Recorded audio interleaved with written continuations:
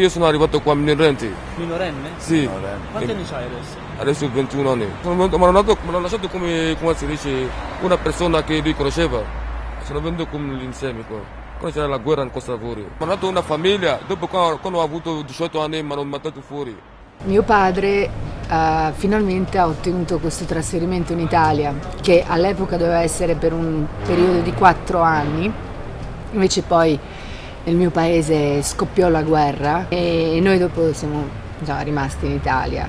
Sono arrivata per motivo di studio, ho fatto un anno di Erasmus e quando è venuto il momento di partire ho deciso di rimanere di più perché ho incontrato musicisti e ho cominciato a suonare tanto con loro. 33 anni a Italia. Basta. Che facevi prima in Italia? No, prima c'è lavoro 26 anni. Che lavoravi? Visto? Che facevi di lavoro? Macellaio. Macellaio? Sì. Dopo fa male al cuore, io non sono capace per lavoro.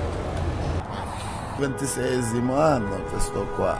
E dopo la maturità scientifica, io ho vinto la borsa di studio, sono venuto lì all'Università dell'Aquila a fare gestione aziendale. Poi per problemi economici vari non mi sono più potuto permettere di continuare gli studi. Quando ho finito lì che non potevo più continuare gli studi, io sono venuto a Roma. Roma è un posto tutt'altro che scontato, io non sono venuto a Roma come studente, anzi ho voluto proprio evitare la città di Roma, proprio per non cadere nella trappola dello studente che è fuori sede però in realtà tiene sempre un piede dentro casa. Quindi in realtà ho studiato a Perugia per un paio d'anni e poi ho vissuto all'estero per molti anni.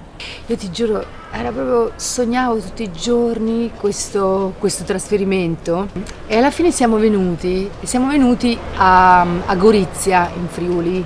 Cioè, quella non era l'Italia che pensavo di scoprire. Io a Gorizia non ci volevo stare e allora con mia madre la costringevo a prendere l'autobus notturno e io e lei andavamo di notte, viaggiavamo le ore, tutta la notte per poi tornare a casa in Bosnia.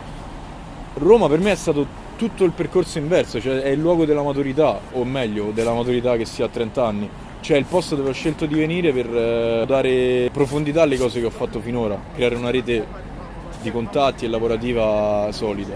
Avevo una cugina che in quegli anni aprì un locale tra Roma e Napoli. E quando io ho finito le superiori sono venuta e lo sai cosa è successo? Mi sono innamorata del sud Italia. Cioè non lo so, mi sono innamorata e ho detto no, io da qua non mi muovo. Per l'occhio all'inizio è molto incasinato.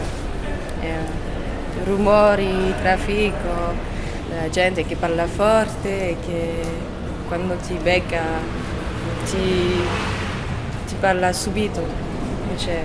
Non c'è una distanza come nella mia città.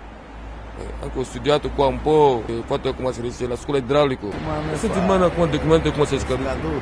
Per rinnovare mi chiesto come si dice residenza, ma non c'è, dove le trovo la residenza? Passaporto non c'è, è scaduto. Permesso di soggiorno è scaduto. Carta d'identità è scaduta. Carta di banca è scaduta. E io parlo col carabiniere, per favore, anche l'ufficio di stranieri. Fai una cosa per me, io vado a casa mia per sempre. Basta Italia. Tornando qua sapevo che avevo un progetto fisso e anche perché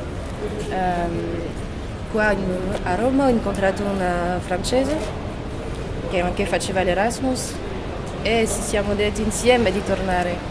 Credo che da sola non sarò tornata. Ho cominciato a vivacchiare, a lavoricchiare, ho anche spacciato. Sono andato in galera e mi hanno tolto il permesso di soggiorno. Non è che anche quando sei dentro lì ci sta uno reinserimento, non c'è niente.